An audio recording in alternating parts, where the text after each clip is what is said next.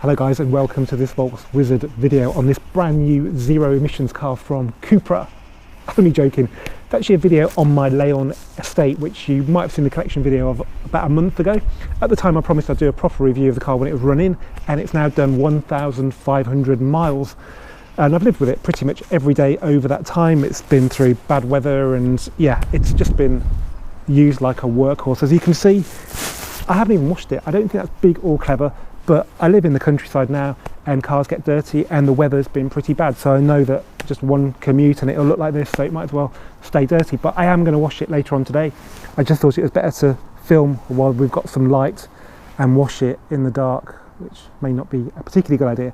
But yeah, filming is more important. So before we go for a drive and I tell you what I like and don't like about the car, I thought I'd give you a quick refresher tour of the car underneath the dirt. We'll put this away, available from all good Seat dealerships and probably some bad ones too. Okay, we've got a 2019 Seat Leon ST, that just means estate, 2 litre TDI diesel with 150 horsepower. It's an FR Sport and it's got a DSG gearbox 7-speed. So FR Sport has been superseded by the FR Black, I think, but that's basically the same car, just with black bits to make it look a bit more gangster. Colour is mystery blue. Lots of nice comments about that. It's a bit like Lapis blue on the Golf R, I think maybe a little bit darker, and it just makes it look less of a photocopier salesman's car and more of a car that you've chosen to buy yourself than some of the more, you know, duller colours like blacks and greys, but each to their own. I like it a lot, and yeah, I'll probably even like it more when I wash it. For me, something else that I really like about it is that it's a really great looking estate car, better than the GTD, I think, because from the back that can look a bit like a photocopier salesman's car. It's got a very square back, which is obviously going to carry bigger boxes better, but I just think this looks great, and the number of times I'm going to carry something that would be beyond the window line here, it's not going to happen very often. So yeah, I think it looks amazing. Being an FR, we get diffuser, we get twin exhaust pipes. Don't get a TDI badge, which is no bad thing, I guess, just an FR badge there. The boot's pretty big. I'll just put the seat up so you can see what it's like. So yeah, it's a good size, and you can actually have a wheel sat here and roll it out without touching the roof, which for me is a key sort of benchmark. You can fold the seats down like this. Just make sure there are no children or small animals in the way. Animals.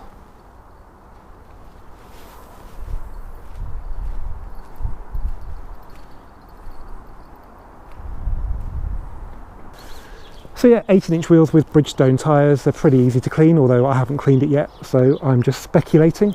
No red calipers or anything like that. The brakes aren't particularly massive. We've got mirrors that are sitting on the door skin, which is like Golf 8. So they're a bit fiddly if you have to polish or paint the car because they're in the way. But yeah, we've got to better get used to it because that's what Golf 8 has got. Okay, inside we have leather, which gives it an air of luxury, and it's just really easy to look after. I get dirty sometimes, so yeah, I can just wipe it clean. Got red stitching, which brightens it up as well. Got folding mirrors. Oh yeah, sill covers, you know I like those, and it's just because they vanished off the Golf Mark 7 and they left the sills really exposed, so on this much cheaper car we get them, which is a bit weird. As I mentioned in the collection video, this car does not have DSG pedals, which was a bit of a misbuild thing from Seat. I've got the price from Seat to replace it with a proper steering wheel with pedals, and it's about £500. Whether I'm £500 annoyed at not having them, I'm not sure yet, so I may or may not do that. Okay, the new Leon was announced this week, and it looks a bit different externally, a bit like a Peugeot, I think, or a Citroën DS, which isn't, I don't think that's progress for me, but you may like it. The big difference, I think, will be internally, so it gets a bit more tech, but the reviews of the Golf 8 tech are not good. So I think we might be at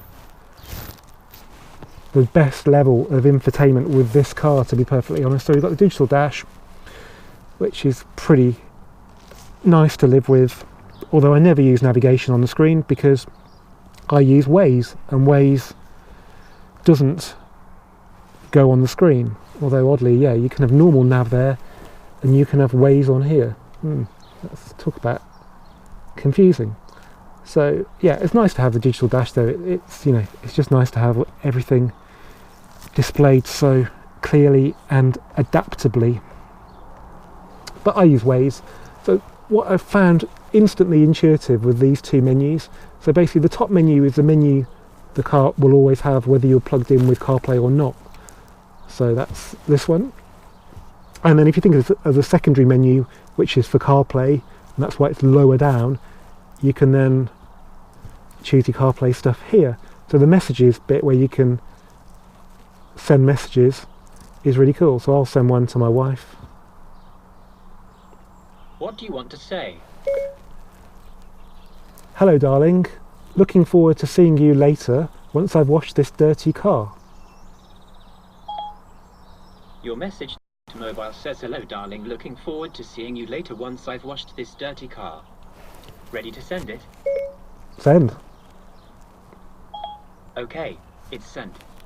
See, that's really good. I mean, people say I've got a speech impediment, but this car still understands me. So yeah, that's really kind of cool. Although maybe the Spanish lisp a bit as well, so it's... I don't know if you've ever heard the real Spanish being spoken, but it sounds fruity as hell. They speak Spanish with a lisp. I didn't know this. I get off the plane, this guy's like, hola, señor, ¿cómo estás? No, anyway. So, yeah, brilliant. That works really well, and Waze is great as well. It's just, I get in the car to come here, I have to drive up the motorway. Occasionally there are problems on the motorway. I just press, get in the car, plug my phone in, press that, say go to work, and it just tells me it's going to be about half an hour usually. If it's more than that, then I worry, but half an hour is fine. So right, yeah, let's get in the car, go for a drive, and I'll tell you a bit more about how I feel about this Leon ST. Okay guys, before we go driving, let's talk about this car's driving mode. So much like other MQB platform cars, we've got 5 modes that you can cycle through, in this case via a button on the dashboard. So we've got Eco, Comfort, Normal, Sport and Individual, which is basically pick and mix your favourite settings from those available. Now the big problem with this car for me is that apart from normal mode, which means the button isn't illuminated, it's illuminated in every other mode, you can't tell which mode you're in because there's nothing to tell you. Okay, when you're selecting, you get the infotainment display to show you which mode you've chosen, and you get a display on the digital dashboard for a couple of seconds, but that soon vanishes and becomes an ambient temperature display, which is far less useful really for me anyway. I mean, there's room to have both, but they haven't done that. So that's a bit annoying. The other thing is I'm a big fan of Eco mode because it disengages the gearbox so you can coast when you're coming off the gas, and that has a big effect on MPG. I come off the gas at the quarter-mile marker for my motorway exit to come to work, and by the time I've got to the roundabout, which is probably about half a mile after I've come off the gas, which I've coasted all the way, the MPG can go up sort of 5 to 10%, which has a big overall effect. So yeah, I love that. So I generally use Eco mode a lot, but the problem with this car is that if you've parked up in Eco mode, when you come back to the car and start it, it will say Eco mode on the display, but it won't actually be in Eco mode. You can tell you're in Eco mode because the gear number, instead of having D, it's got E. So that's a bit annoying. You have to kind of choose. I thought maybe it didn't want to do it when it was cold and it let the engine warm up and then would switch to Eco mode, but it doesn't do that. The other annoying thing is that if you choose Eco for the engine in individual mode, so you can choose, yeah, engine or in Eco, bizarrely, it doesn't do the coasting thing. So you can't have Eco mode and soft suspension, which is what I want. You can only have Eco mode in its normal mode, which gives you normal suspension, which is a bit frustrating. I don't really know what Eco mode does beyond the coasting. There's nothing particularly obvious. The coasting is the main bit about Eco mode. When it's doing the coasting, it puts the little display on the digital dash that says Eco, and that means you can just feel it. When you come off the gas, the car keeps on going. There's no engine braking because the engine's not connected to the transmission.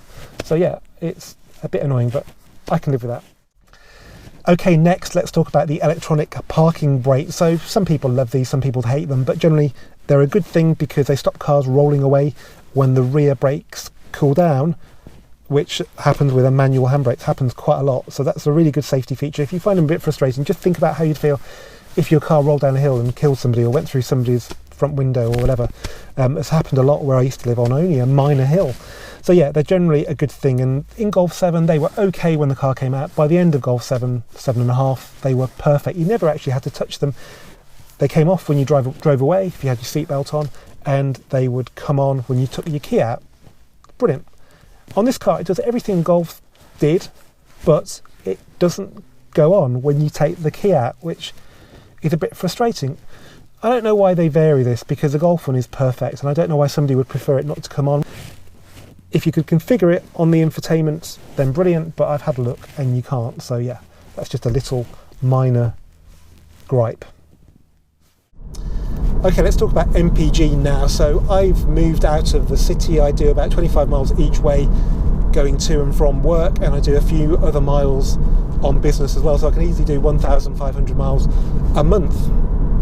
So MPG is quite important to me, and I did my commute initially for a month in a very similar car to this, a bit older, had a bit 50,000 miles on the clock. It was an SE model, so it only had skinny little tyres, and it was a 2-door hatchback, and that was doing around 50 miles to the gallon quite easily at fast motorway speeds. I thought this car would be pretty similar with the same sort of similar 2-litre TDI 150 engine, but it's been a little bit disappointing. I know it's a brand new car and it's still really going to be running. It's only on 1,500 now.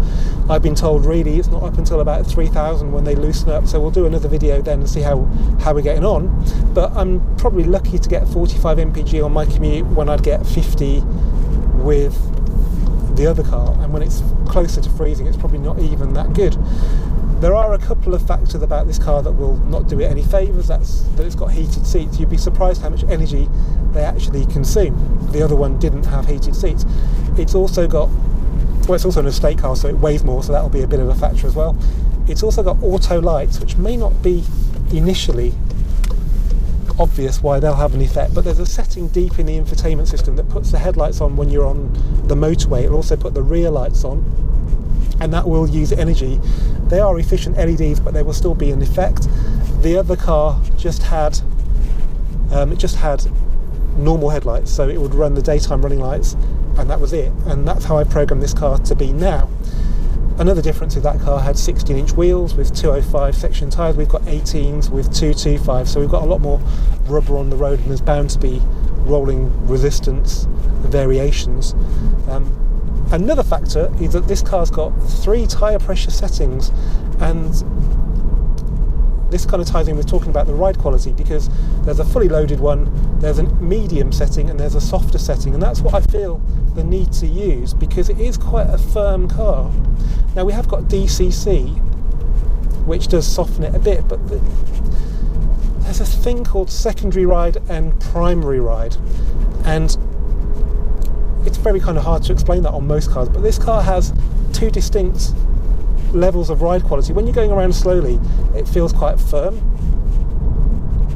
but as speed picks up, you get into the primary ride, not the secondary ride, and it kind of gets a bit more comfortable then, and you can actually feel the effects of the DCC. Even in comfort mode, this car feels firm until you get a bit more movement in the suspension, and then you can feel the difference the dampers have. It's almost like the dampers can't show how soft or hard they are with DCC because the springs and the bushes are so hard. So once you get through that and you can start compressing the spring, you can actually feel the effect of the damper. So because it's so firm, I do run it in the softer of the tyre pressure settings, and that can't be doing MPG any good. I think I might try it in the higher setting and see if we have a better effect on MPG. Now, ride quality and handling. When I bought this car, I was slightly concerned that it had the trailing arm rear suspension, not the fully independent suspension that we've had since most variants of the Golf 5. It was basically the key to the Golf GTI regaining its mojo. I mean, there are other factors, because the Golf 4 can be better if you change the springs and dampers. It's not just the fact it's got trailing arm, but yeah, the Golf 5 was a lot better for it, and this car hasn't got it. And obviously, you know, that did worry me, but I thought with DCC we'd get a good balance, and we pretty much have, I suppose. Apart from the initial firmness, it does feel all right. And as I say, once you're going, you know, over about 30 miles an hour, you don't feel the minor imperfections in the road. You move on to the primary ride of the car, and that's pretty good. Now we're in normal mode now because it's not illuminated yet. Let's put it in sport. Sport's pretty usable. Now obviously there are swings and roundabouts, and for a start, most GTD estates don't have DCC, so you can't put it in a harder mode. I think a GTD estate with DCC would be even better than this, but I think with, even though it's got torsion, beam, with DCC, this car's better than a passive GTD. So I drove the GTD for a video back in the summer, about June. I said it's the perfect daily driver. Funnily enough, it kind of influenced me to nearly buy one, but I bought this instead. And there is a corner coming up. We've got a bit of traffic ahead where the GTD felt pretty good generally, but it hit that corner with a bump and it felt quite wallowy. And I don't think this car will have that problem because we can switch it into sport mode. It feels firm now, and basically this car has a much sportier feel to it than the GTD. The GTD is quite a soft car. Golf R actually, with passive dampers, feels softer than this car. So the upshot of the firm ride is that it does go around corners actually quite well. And to make the most of it, if you're in the mood, you just put it into manual mode. I would rather have paddles, yep, but you can still change gear with that. Okay, so we're in 4th gear. This gearbox has got 7 gears, and 7th gear is just ridiculous, so you have to make sure you click it down a few gears when you go into manual mode. And let's see how we get on now. So it's pretty clear ahead, road conditions are pretty good, and wow, it feels so much more controlled than the GTD. I'm quite amazed actually. So we're in sport mode, yeah, everything's ramped up. It feels amazing. It's not stupidly hard either. It's actually usable. Yeah, it feels pretty bloody good, I've got to say. So this is where SEAT come into their own, because they're allowed to make the cars feel sportier than the equivalent Volkswagens because they're trying to appeal to a younger audience. So yeah, that was hugely impressive. Okay guys, well thanks for watching this 1 month update video on my Leon ST FR Sport. Yeah, it's been a car that's I think definitely exceeded my expectations. To be honest, I haven't really had time to think about it too much until today making this video because I've just been too busy using it, but just looking at it now and considering it for your benefit has actually made me realise that I do like it a lot, and I'm so glad it's not a press car that I've got to give back because I've got it for another, well, however long as I want really. So yeah, I'm quite pleased about that. I do love driving everything else as well, like GTIs, Audi R8s, but it's just nice to have a car you can just depend on to do everything however you feel, or whatever the weather's doing, or whatever you've got to put in the back. So yeah, it's a great car. You can still buy these models, I presume, with the new Leon announced. There are some really good deals to be had, so contact the guys I bought this car from, Jake at Stoneacre in Wrexham. I'm sure he can do you a great deal if you don't mind the old model, and I can tell you I wouldn't mind it at all. Okay guys, I hope you've enjoyed this Volks Wizard video on my SEAT Leon ST FR Sport 2 litre TDI 150 DSG. If you have, please give it a thumbs up. Please comment, I'll try and reply to them all, at least for the first few days. Please subscribe as well, that would be really great, and I'll see you for the next video, hopefully very soon.